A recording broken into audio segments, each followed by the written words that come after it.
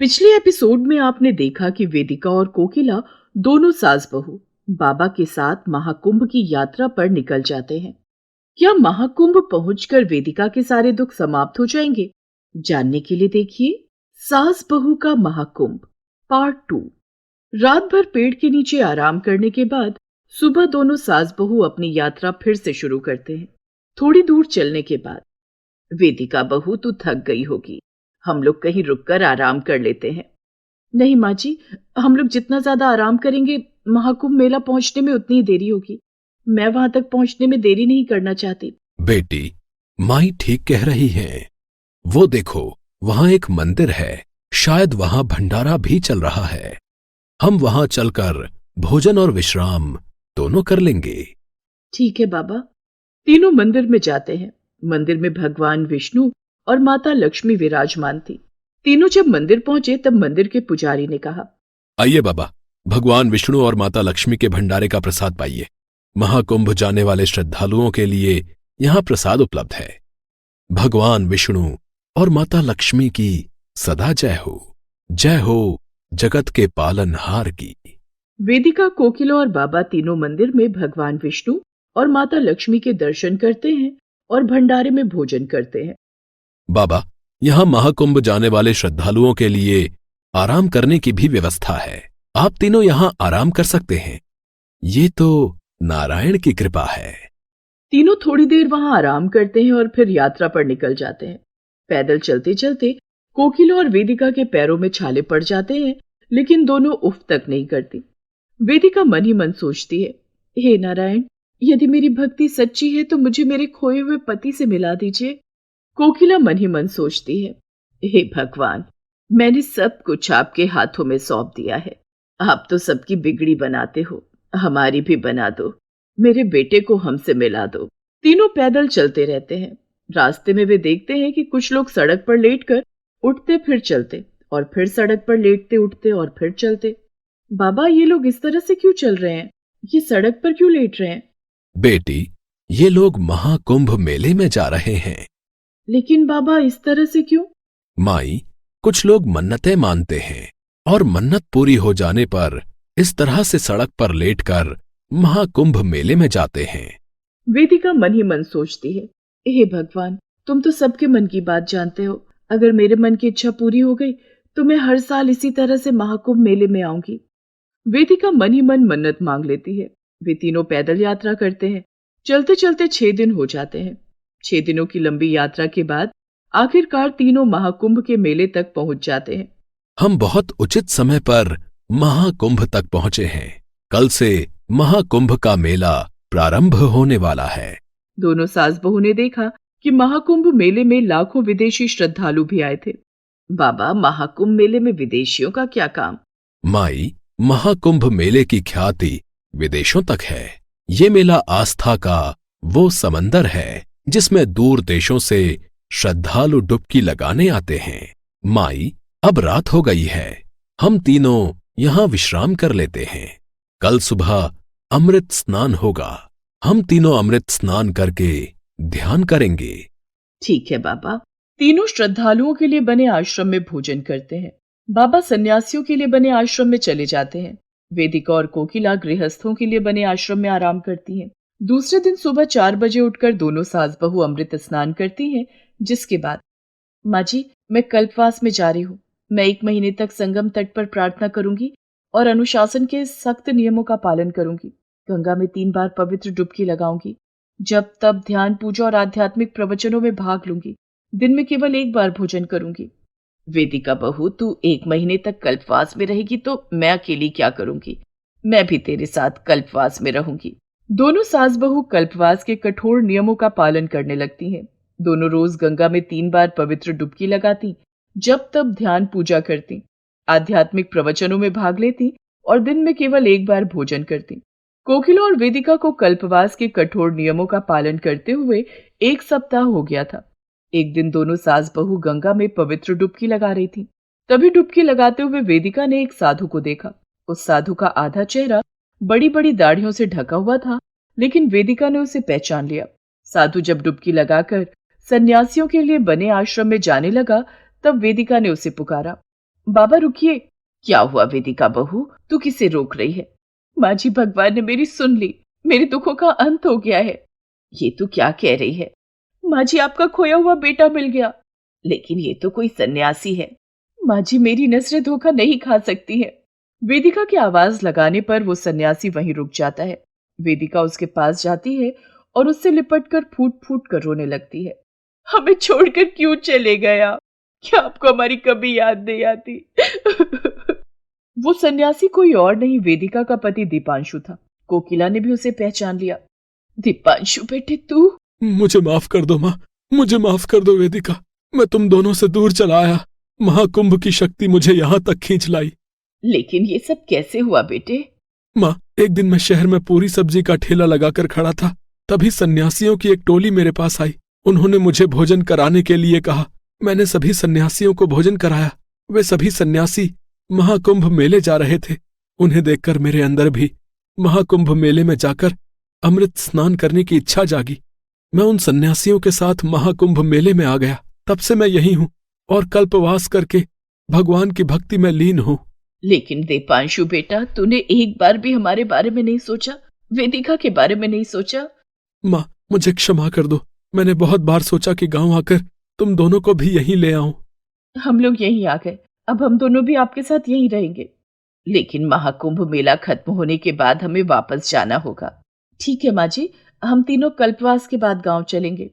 अब दीपांशु, वेदिका और कोकिला कल्पवास के नियमों का पालन करते हुए कल्पवास पूरा करते हैं। कल्पवास पूरा होने के बाद तीनों वापस गांव चले जाते हैं। गांव आने के बाद अब हम तीनों प्रत्येक महाकुंभ में जाकर अमृत स्नान करेंगे और कल्पवास में रहेंगे। मैं शहर जाकर पूरी सब्जी का ठेला फिर से शुरू करूंगा। नहीं, अब हम तुझे कहीं नहीं जाने देंगे। तू अब से गांव में ही पूरी सब्जी का ठेला लगाएगा और हमारे साथ रहेगा। तू कम पैसे कमाए, ये हमें मंजूर है, लेकिन हम तुझे फिर से नहीं खोना चाहते हैं। ठीक है माँ, तुम्हारा आदेश सर आंखों पर। मैं तुम दोनों को छोड़कर शहर नहीं जाऊंगा। दीपांशु गांव में ही सब्जी पूरी का ठेला लगाने लगता है, लेकिन गांव में पूरी सब्जी की बिक्री पहले से ज्यादा होने लगती है। माँ, जब से मैं महाकुंभ मेले से लौट कर आया हूँ, गांव में मेरी पूरी सब्जी को लोग बहुत पसंद करने लगे हैं। पहले कमाई कम होती थी, लेकिन अब खूब कमाई हो रही है। ये महाकुंभ की महिमा है। जो भी वहां जाता है उसके सारे दुख, कष्ट और परेशानियां दूर हो जाती हैं। तुम ठीक कह रही हो वेदिका। ये सब महाकुंभ मेले में जाने से ही हुआ है। हम महाकुंभ मेले में जाने के लिए गांव के लोगों की सहायता करेंगे। ये तो बहुत अच्छी बात है बेटे। महाकुंभ मेले में जाने से जिस तरह हमारा कल्याण हुआ, उस तरह सबका कल्याण हो। महाकुंभ मेला हर 3 साल में एक बार लगता है। अगली बार महाकुंभ मेले में जाने से पहले हमें इतनी मेहनत करनी होगी जिससे हम ज्यादा से ज्यादा पैसे कमा सके और उन पैसों से महाकुंभ मेले में जाने वाले श्रद्धालुओं की सेवा कर सके। मैं आपके साथ मिलकर मेहनत करूंगी। अब वेदिका भी दीपांशु के काम में हाथ बटाने लगी। दोनों मिलकर पूरी सब्जी बनाते और लोग उन्हें बहुत पसंद से खाते। धीरे धीरे उनकी मेहनत से उन्होंने ठेले की जगह एक दुकान खोल ली।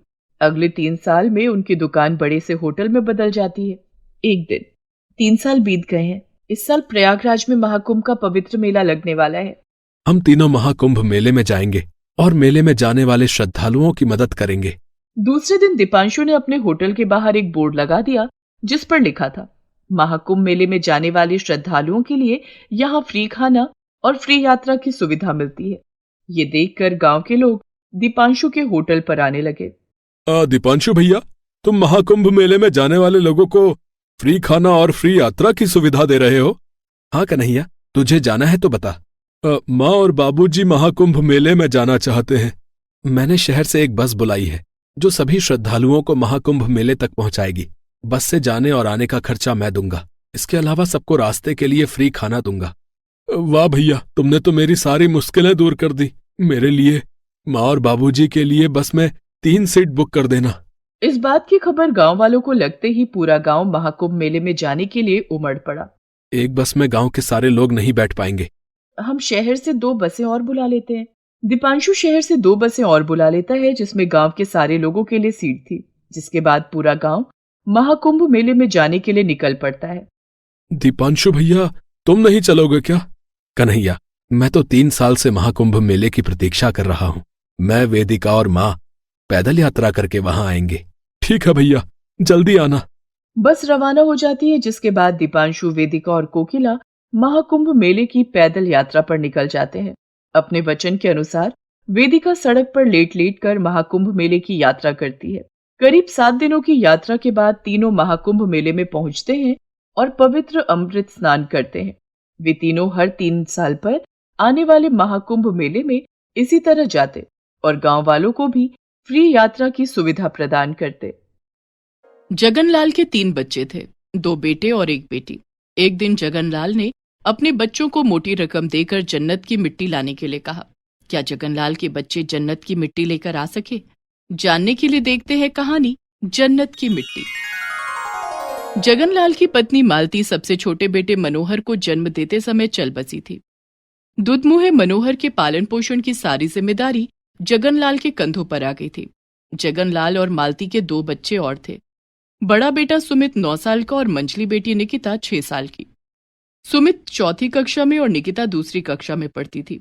माँ के प्यार के अभाव में पल रहे मनोहर को पिता का लाड प्यार कुछ ज्यादा ही मिल रहा था।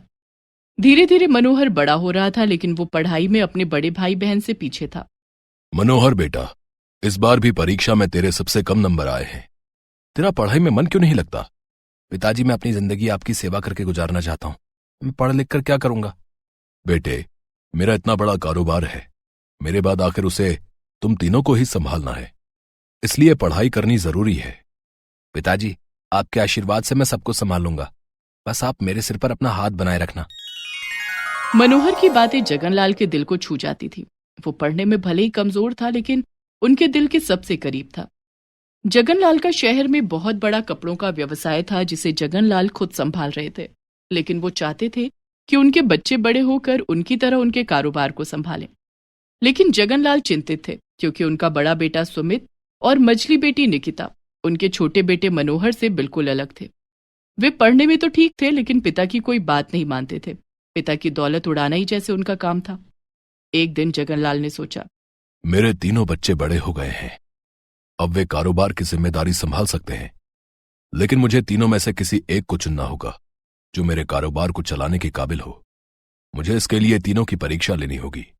जो परीक्षा में पास हो जाएगा उसे मैं अपना कारोबार सौंप दूंगा। ऐसा सोचकर जगनलाल ने अपने तीनों बच्चों को अपने पास बुलाया। डैड, आपने मुझे बुलाया? हाँ डैड, आपने हमें क्यों बुलाया? मैं अपने दोस्तों के साथ फिल्म देखने जा रही थी। बाबूजी, कहिए मैं आपकी क्या सेवा कर सकता हूं? मेरे बच्चों, ये कुछ पैसे हैं, इन्हें तुम तीनों रखो। जगनलाल ने तीनों को 1-1 लाख रुपए दिए। इतने पैसे देखकर सुमित और निकिता की आंखें चौंधी आ गईं। डैड, ये तो 1 लाख रुपए है। हाँ डैड, ये तो 1 लाख रुपए हैं। ये पैसे आपने हमारे लिए दिए। Thank you dad. ये 1 लाख रुपए मैंने तुम्हारे लिए नहीं दिए हैं। बाजार जाओ और इस पैसे से जन्नत की मिट्टी लेकर आओ। जन्नत की मिट्टी? लेकिन वो कहाँ मिलेगी? ये आप क्या कह रहे हैं डैड? भला जन्नत की मिट्टी हम कहाँ से लाएंगे? जगनलाल ने मनोहर की तरफ देखा। डैड, मैं जन्नत की मिट्टी लाऊंगा। शाबाश बेटा, मुझे तुमसे यही उम्मीद थी। बड़ा आया जन्नत की मिट्टी लाने।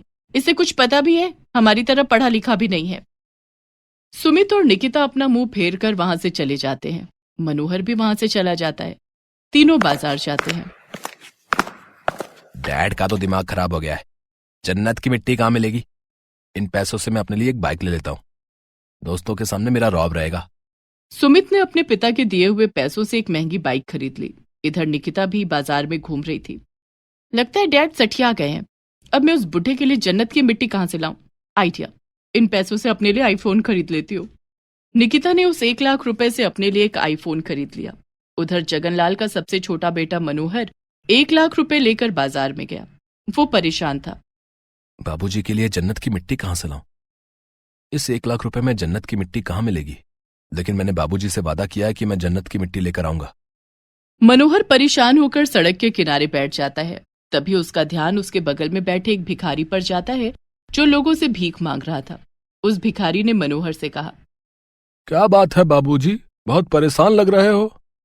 मेरे बाबूजी ने मुझे जन्नत की मिट्टी लाने के लिए कहा है, लेकिन मुझे नहीं पता कि जन्नत की मिट्टी कहाँ मिलेगी। अरे बाबूजी, माँ और पिता के चरणों में ही जन्नत होती है और उनके पैरों की धूल ही जन्नत की मिट्टी है। भिखारी की बात सुनकर मनोहर बहुत खुश हो गया। उसने 1 लाख रुपए उस भिखारी को दे दिए। इतने सारे रुपए? हाँ, तुमने मुझे बता दिया कि जन्नत की मिट्टी कहाँ मिलेगी, इसलिए इन रुपयों के असली हकदार तुम हो। तुम इन्हें रख लो। मनोहर खुशी खुशी जगनलाल के पास पहुंचा। सुमित और निकिता भी जगनलाल के पास आए।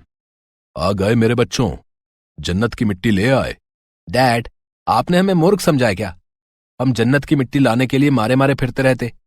ये जन्नत की मिट्टी विट्टी कुछ नहीं होती, इसलिए मैंने उन पैसों से अपने लिए नई बाइक खरीद ली।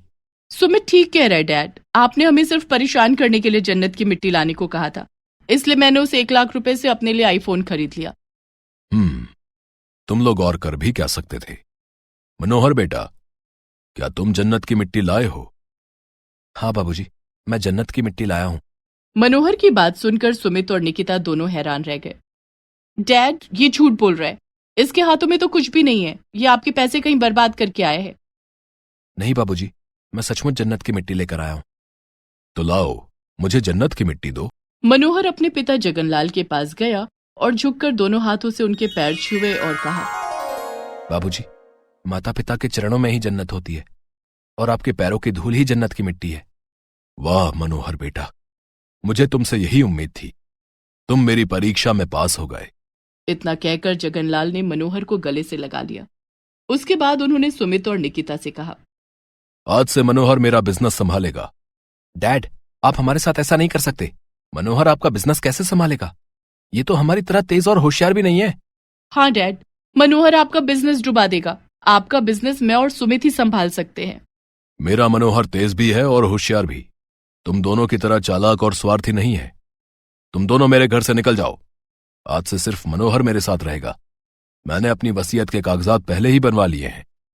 मुझे पता था तुम दोनों मेरी वसीयत के काबिल नहीं हो। मैंने अपनी वसीयत मनोहर के नाम कर दी है। इतना बड़ा धोखा? धोखा तो तुम दोनों ने मुझे दिया है। तुम दोनों को हमेशा मेरे पैसों से ही मतलब था, मुझसे नहीं। तुम दोनों ने कभी मुझे पिता की तरह इज्जत दी ही नहीं। आपको तो हम लोग कोर्ट में देख लेंगे। हम कोर्ट में जाएंगे और अपना हक लेकर रहेंगे। जाओ जाओ, कोर्ट भी जाओ, लेकिन अब कुछ नहीं हो सकता। सुमित और निकिता वहां से चले जाते हैं। जगनलाल ने मनोहर को अपनी कुर्सी पर बिठाया और कहा, मनोहर बेटे, आज से तुम इस कुर्सी के मालिक हो और पूरे कारोबार के भी। संभालो अपनी जिम्मेदारी। लेकिन बाबूजी, सुमित भैया और निकिता दीदी, वे दोनों अब कहां जाएंगे? आप उन दोनों को माफ कर दीजिए। चाहता तो यही हूं कि उन्हें माफ कर दूं, लेकिन उन्हें भी तो सबक मिलना ही चाहिए। सिर्फ स्वार्थ और लालच से ना जिंदगी चलती है और ना कारोबार। अगर मैंने अपना कारोबार उनके हाथों में सौंप दिया तो वे कुछ ही दिनों में सब कुछ खत्म कर देंगे और मेरी बरसों की मेहनत मिट्टी में मिल जाएगी। इसलिए मैंने तुम्हें अपना उत्तराधिकारी चुना है। जगनलाल मनोहर को अपना कारोबार सौंप देते हैं। इधर सुमित और निकिता वकील के पास जाते हैं। वकील साहब, आप कुछ भी कीजिए, लेकिन हमें हमारा हिस्सा दिलवाइए। देखिए, मैं कुछ नहीं कर सकता। जगनलाल जी ने अपना सब कुछ मनोहर के नाम कर दिया है और आप दोनों को बेदखल कर दिया है। यकीन ना हो तो ये वसीयत की कॉपी पढ़ लीजिए। वकील सुमित और निकिता को वसीयत की कॉपी देता है। दोनों उसे पढ़ते हैं। सुमित भैया, अब हम क्या करें? हम तो सड़क पर आ गए। आप दोनों के पास एक रास्ता है। कौन सा रास्ता? आप दोनों जगनलाल से माफी मांग लीजिए और उन्हें यह विश्वास दिलाइए कि आप दोनों भी मनोहर की तरह ईमानदार हैं। तभी वे आप दोनों के लिए कुछ करेंगे। माफी? My foot. हम माफी नहीं मांगेंगे, हम डैड से अपना हक लेंगे। चलो निकिता, डैड के पास चलते हैं। हमें अपने अधिकारों के लिए लड़ाई भी करनी पड़े तो करेंगे। हाँ चलो। सुमित और निकिता गुस्से में थे। वे दोनों जगनलाल के पास आए, तभी उन्होंने दरवाजे के पीछे से जगनलाल और मनोहर को बातें करते सुना। बाबूजी, अब जब आपने अपनी वसीयत मेरे नाम कर दी है तो इसका मालिक मैं हूं, और मालिक होने के नाते मैं सुमित भैया और निकिता दीदी को उनका हिस्सा देना चाहता हूं। मनोहर बेटा, मुझे तेरी ईमानदारी पर पूरा भरोसा था। मुझे पता था तू अपने भाई बहन के साथ अन्याय नहीं होने देगा। जैसी तेरी मर्जी।